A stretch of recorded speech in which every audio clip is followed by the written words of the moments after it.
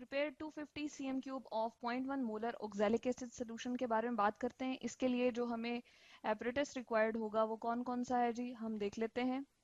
हमें चाहिए होगा बीकर और ग्लास रॉड, उसके बाद हमें फनल चाहिए, उसके साथ साथ हमें वॉश ग्लास चाहिए, मेजरिंग बैलेंस, और हमें वॉल्यूमेट्रिक 250 cm क्यूब की वॉल्यूमेट्रिक फ्लास्क भी चाहिए।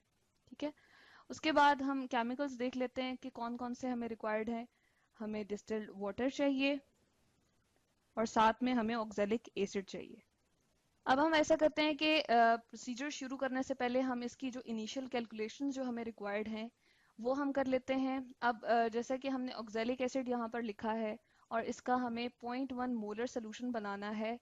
कितने वॉल्यूम का जी, 250 cm क्यूब का। ठीक है, तो सबसे पहले हम क्या करते हैं, molar mass of oxalic acid उसको कैलकुलेट कर लेते हैं।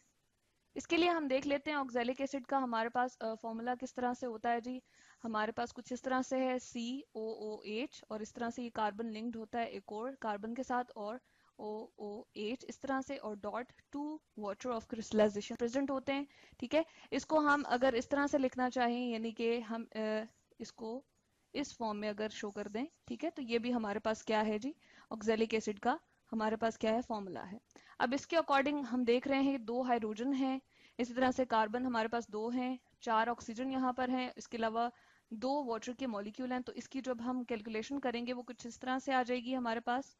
हम यहाँ पर इसको ले आते हैं, 2 इंटू 1, यानी कि हाइड्रोजन के लिए हमने 1 यहाँ पर लिखा है, कार्बन के लिए 12 हमने ग्राम पर मोल हमने उसका यहाँ पर रिप्रेजेंट किया, लेकिन नंबर जो है कार्बन का 2 है, यानी कि 2 इन नंबर यहाँ पर फॉर्मूले में प्रेजेंट है, इसलिए 2 लगाया। ऑक्सीजन के 4 हैं, और इसी तरह से वाटर के जो 2 मॉलिक्यूल हैं उनके लिए भी हमने यहाँ पर कैलकुलेशन कर दी है। जो ये हमारे पास टोटल इसका मोलर मास आता है ऑक्सैलिक एसिड का, वो हम यहाँ पर लिखते हैं। हमारे पास ये जी 126 ग्राम पर मोल आ जाएगा। ठीक है, तो इस तरह से अब हम देख रहे हैं कि हमने molar mass of oxalic acid सबसे पहले कैलकुलेट कर लेना है। उसके बाद हम देख रहे हैं कि वॉल्यूम हमारे पास cm क्यूब में है, ठीक है, यानी कि सेंटीमीटर क्यूब में है। तो इसको हमने क्या करना है, इसको हमने dm क्यूब में कन्वर्ट करना है। तो ये हमारे पास क्या कहलाएगा, volume of oxalic acid solution. ठीक है, जिसको हम जब dm क्यूब में कन्वर्ट करेंगे तो हमें क्या करना पड़ेगा, 1000 से डिवाइड करना पड़ेगा। इस तरह से हमारे पास आ जाएगा। ठीक है, volume of oxalic acid solution यहाँ पर हम देख रहे हैं, अब हमारे पास क्या आ जाएगा, 0.25 dm क्यूब। ठीक है, इस तरह से हमने इसको डेसीमीटर क्यूब में कन्वर्ट कर दिया। अब हमारे पास वॉल्यूम भी आ गया है यहाँ पर dm क्यूब में। इसके अलावा हमारे पास मोलर मास भी हमने कैलकुलेट कर लिया ऑक्सैलिक एसिड का। ठीक है, और इसके अलावा हम कह रहे हैं कि हमें मोलैरिटी भी यहाँ पर गिवन है। ठीक है, तो अब हम क्या फाइंड करना चाह रहे हैं जी, number of moles basically find करना चाह रहे हैं। तो उसके लिए हमने फॉर्मूला पहले से यहाँ पर लिख दिया है कि हमने ये कैलकुलेट करके, और इस तरह से ये फॉर्मूला जो है वो सीख रखा है, molarity is equal to number of moles divide by volume of solution in DM cube. तो अब नंबर ऑफ मोल्स निकालने के लिए हम इस फॉर्मूले को क्या करेंगे जी, रीअरेंज करेंगे। ठीक है, और हम इस तरह से लिख देंगे कि नंबर ऑफ मोल्स, ठीक है, ये हमारे पास बराबर है molarity into volume of solution. Molarity हमारे पास गिवन है, और वॉल्यूम भी हम यहाँ पर देख रहे हैं कि हमने जो है वो यहाँ पर निकाला हुआ है।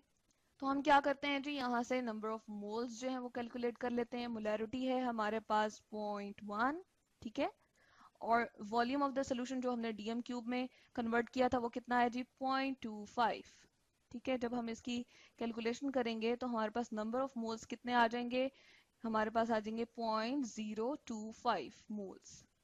अब हम ये मालूम करना चाह रहे हैं कि ऑक्सैलिक एसिड जो कि सॉलिड फॉर्म में हमारे पास प्रेजेंट है, उसकी ये मोलैरिटी 0.1 मोलैरिटी अटेन करने के लिए और 250 cm क्यूब का वॉल्यूम लेने के लिए, यानी कि इतने वॉल्यूम का हमने सोल्यूशन बनाना है, तो हमें आखिर मास ग्राम में कितना उसका रिक्वायर्ड है। ठीक है, तो उसके लिए हम फार्मूला क्या यूज करते हैं, हम लिखते हैं जी यहाँ पर मास इन ग्राम, वो किसके बराबर होता है जी, number of moles into molar mass. तो यहाँ हम देख रहे हैं कि हमने क्या किया जी, नंबर ऑफ मोल्स भी निकाल ली हैं, जो कि हमारे पास कितने हैं, यहाँ पर हम लिखते हैं हमारे पास है 0.025। ठीक है, 0.025 हमने लिखे, इनटू मोलर मास जो हमने ऊपर कैलकुलेट किया था 126 ग्राम पर मोल, वो हम यहाँ पर लिखते हैं, ये आ जाएगा। उसके बाद हम जब कैलकुलेट करेंगे इसको तो हमारे पास आंसर आएगा 3.15 ग्राम। ठीक है, तो हमें जो ऑक्जेलिक एसिड का ग्राम में वेट लेना है वो कितना लेना है जी, 3.15 ग्राम। अब हम प्रोसीजर को देख लेते हैं। यहाँ पर सबसे पहले हमें क्या चाहिए जी, हमने वेइंग बैलेंस लेना है, ठीक है। उसके बाद हमने सॉलिड ऑक्जेलिक एसिड, उसके ऊपर एग्जैक्टली 3.15 हमने ग्राम मेजर कर लेना है। उसके बाद हम क्या करेंगे, 3.15 ग्राम ऑक्जेलिक एसिड को हम लिटिल अमाउंट ऑफ वाटर में क्या करेंगे जी, डिसॉल्व करेंगे अच्छे तरीके से। अब वो जो हमारे पास सोल्यूशन बन गया है, ठीक है, उसमें से हम क्या करेंगे, पाइपेट के थ्रू हम उसमें से सोल्यूशन लेंगे और वॉल्यूमेट्रिक फ्लास्क में हम पोर करते जाएंगे।